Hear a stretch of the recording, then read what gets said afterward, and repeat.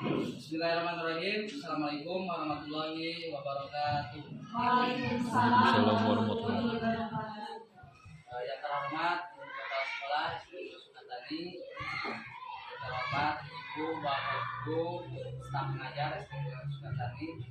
Pertama-tama marilah kita panjatkan puji dan syukur kehadirat Ilahi Rabbi, di mana dalam hari ini kita bisa berkumpul di sini untuk melaksanakan sosialisasi diseminasi pengalaman pelatihan guru penggerak yang akan dibawakan oleh Ibu Novi dan Yati SPDI. Salawat beserta salam mari kita limpah silakan kepada junjungan kita Nabi besar Nabi Muhammad Sallallahu Alaihi Wasallam, pada para keluarganya, pada para sahabatnya, sampai kepada kita semua. Mudah-mudahan kita semua mendapat pembelaan, perlindungan di yaumil akhir. Amin ya Allah ya rabbal alamin. Alhamdulillah, dalam kesempatan ini saya berdiri di depan semuanya selaku pembawa acara, akan membawakan beberapa susunan acara. Yang pertama, pembukaan. Yang kedua, sambutan dari Ibu Kepala Sekolah SDN Sukatani. Yang ketiga, pemaparan sosialisasi yang akan dibawakan oleh Ibu Novi dan Yati SPDI. Yang keempat, doa dan tutup. Marilah kita ke acara yang pertama, yaitu pembukaan. Mari kita buka acara ini dengan ucapan basmalah bersama-sama. Bismillahirrahmanirrahim. Acara kedua, sambutan dari Ibu Kepala Sekolah SD 2 Sukatani. Waktu dan kehormatan saya persilakan. Assalamualaikum warahmatullahi wabarakatuh. Waalaikumsalam warahmatullahi wabarakatuh. Alhamdulillah dengan diterima para peserta CDP dan calon guru penggerak Ibu Novi tadi sosialisasi nyata diseminasi pengalaman pelatihan guru penggerak.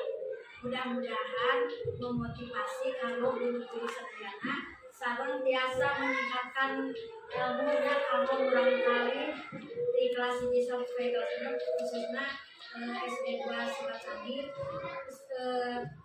ibu guruna atas CGP nya biasa lebih panginten anggota dina kurang aktif barangkali, jadi ada perubahan, ada peningkatan.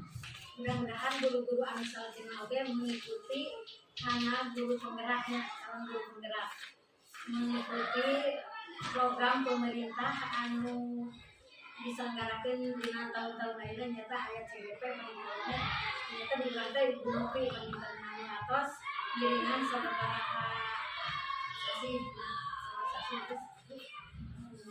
tamu saya itu penginten lingkungannya nganuhunkeun ka Ibu Novi mangga sosialisasi tentang guru-guru sedayana. Assalamualaikum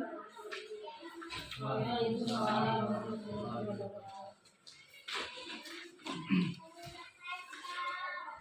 Terima kasih kepada Ibu Kepala Sekolah yang telah memberikan sambutannya. Untuk acara ketiga, yaitu pemaparan tentang diseminasi pengalaman pelatihan guru penggerak yang akan dibawakan langsung oleh Ibu Novi dan Yati SPDI. Waktu dan kehormatan saya persilakan. Bismillahirrahmanirrahim. Assalamualaikum warahmatullahi wabarakatuh. Waalaikumsalam warahmatullahi wabarakatuh. Alhamdulillahirabbil alamin wassalatu wassalamu ala asyrofil anbiya'i wal mursalin wa ala alihi washabihi ajmain. Amma ba'd. Rabbi sholli wa yassir li amri wahlul 'uqdatam min lisani yafqahu qawli. Ibu kepala yang saya hormati, Ibu Bapak Guru yang saya hormati, alhamdulillah pada saat ini kita bisa berkumpul dan saya berterima kasih sekali karena Ibu dan Bapak menyempatkan waktu untuk saya. Di sini saya untuk memenuhi tugas dari CGP, yaitu tugas dari modul 1.3 aksi nyata, yaitu dalam budaya positif. Di sini saya akan memaparkan materi materi dari pengalaman beberapa bulan belakang. Saya telah mengikuti latihan CGP dan materi-materinya saya diwajibkan untuk memaparkan kepada rekan-rekan semua untuk dilaksanakan di sekolah. Mari Bapak dan Ibu, mari kita bersama-sama kita laksanakan di sekolah. Dan sebelum itu saya akan memaparkan dulu materi-materinya. Di sini yang saya akan paparkan yaitu diseminasi pengalaman pelatihan guru penggerak yang kemarin ya. Kemarin itu dalam pelatihan ya ada alur pelatihan merdeka. Jadi merdeka itu ada arti-artinya, ada singkatan-singkatannya ya. M merdeka, M-nya itu mulai dari diri ya. Dimana di sini berisi tentang pemahaman awal tentang materi, refleksi diri dan harapan, dan ekspektasi berkaitan dengan materi yang dibahas pada modul. Ya, di samping itu mulai dari diri, mulai dari awal dulu ya. Yang kedua E-nya merdeka, yang kedua E-nya eksplorasi konsep. Di sana dalam eksplorasi konsep berisi tentang pendalaman materi modul yang terbagi menjadi sub-sub materi yang masing-masing sub harus dipahami dengan memberikan informasi atau pandangan ya, atau bahkan penerapan terkait materi disiplinnya. Yang ketiga dalam pelatihan itu ada R, yaitu ruang kolaborasi, di mana kemarin waktu pelatihan saya ada ruang kolaborasi. Pada saat ini kami harus mencurahkan pemahaman konsep melalui kerja kelompok, presentasi, dan mengunggah hasilnya pada laman LMS. Jadi adanya Zoom ya, jadi di sana kami berdiskusi. Yang D-nya yaitu demonstrasi konseptual, di mana kami harus mempraktikkan pemahaman konsep yang telah dipelajari secara kontekstual di lingkungan ya. Di sana kami harus mengabdikan diri. Selanjutnya hasil dari demonstrasi ini harus kami dokumentasikan video atau Google Drive dan linknya ditempel pada LMS. Selanjutnya E, ada elaborasi pemahaman. Pada tahapan ini kami kembali melakukan pertemuan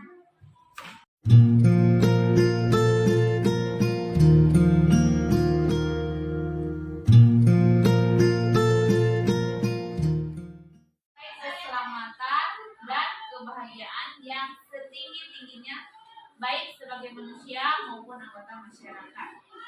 Yang kedua ada pendidik. Jadi pendidikan dan pendidik ya. Pendidik di sini hanya dapat menuntun tumbuh atau hidupnya kekuatan kodrat yang ada pada anak-anak agar dapat memperbaiki lakunya, bukan dasarnya. Hidup dan tumbuhnya kekuatan kodrat anak. Jadi pendidikan itu menuntun, ya. Selanjutnya di sini ada konsep menuntun. Menurut KHD, yaitu menurut Ki Hajar Dewantara, membedakan pendidikan dan pengajaran.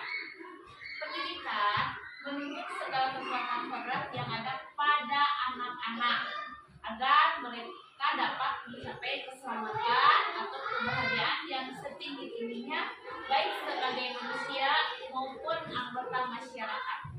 Pengajaran merupakan proses pendidikan dalam memberi ilmu atau berfaedah untuk percakapan hidup anak secara langsung dan betul.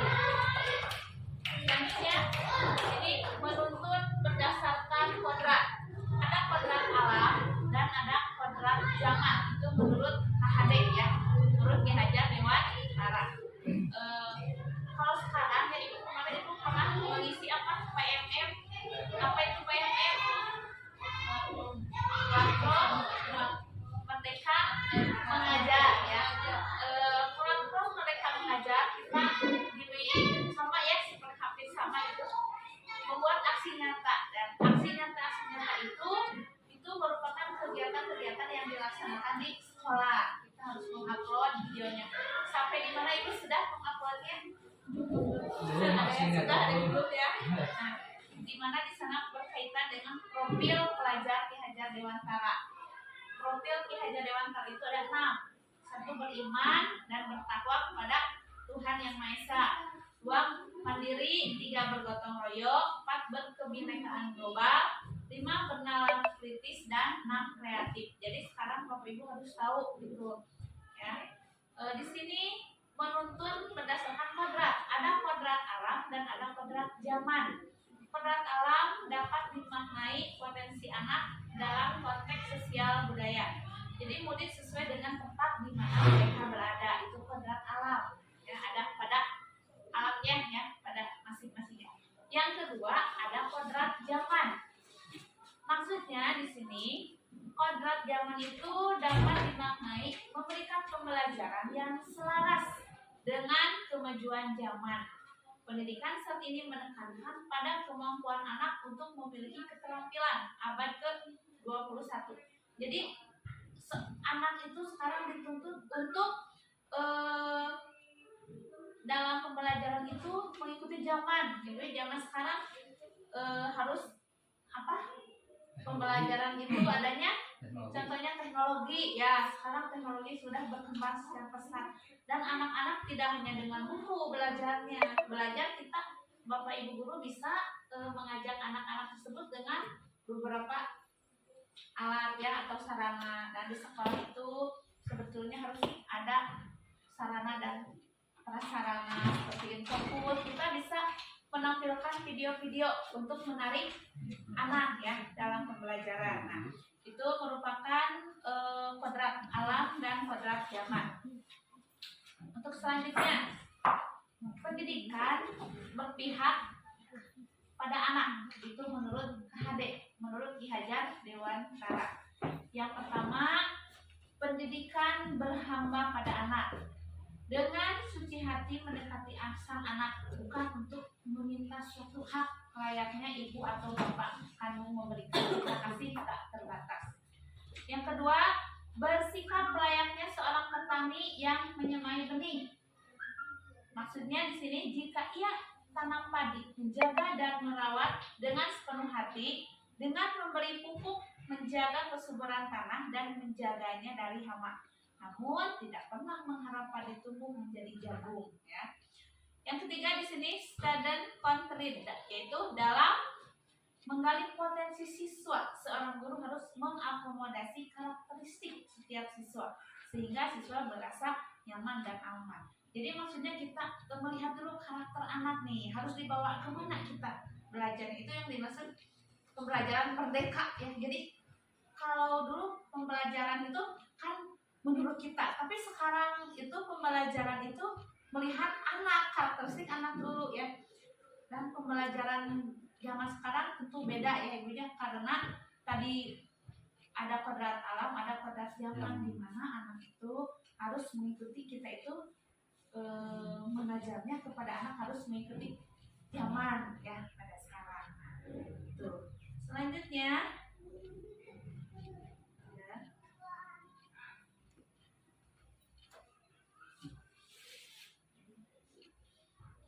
jadi pendidikan itu harus berpihak pada anak ya. Nah, untuk selanjutnya di sini ada semboyan. Nah, semboyan pendidikan Ki Hajar Dewantara sebagai sikap pendidikan. Yang pertama, ingar sasung tulada, di depan menjadi contoh atau panutan. Kita seorang guru ya, sebelum mengajar kepada anak-anak kita harus menjadi contoh dulu, kita harus menjadi panutan dulu. Bagaimana kita bisa mengajar kepada anak-anak sementara kita tidak diberi contoh dulu oleh kita ya.